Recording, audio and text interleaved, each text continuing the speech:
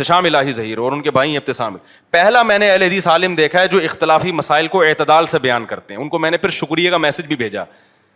उनसे किसी ने पूछा भैंस की कुर्बानी जायज़ है या नहीं, तो उन्होंने जवाब दिया कि हमारी राय में जायज़ नहीं है, लेकिन ये इख्तलाफी मसला है, उलमा का इसमें इख्तलाफ है। हम समझते हैं कि भैंस चूंकि गाय की जिन्स में से नहीं है, भैंस गाय की जिन्स में से नहीं है, ना उसको गाय कहा जाता है, ना वो गाय वाली एटीट्यूड है उसके। गाय पानी से भागती है और भैंस को जहां पानी नजर आए ना तो भैंस भूल जाती है कि मेरा मालिक कौन है, पानी में घुसती है। बहुत वाकई फर्क है, बहुत सारी चीजों में फर्क है। तो उन्होंने कहा हमारी राय यह है कि भैंस की कुर्बानी जायज नहीं, क्योंकि 4 जानवरों की कुर्बानी जायज है।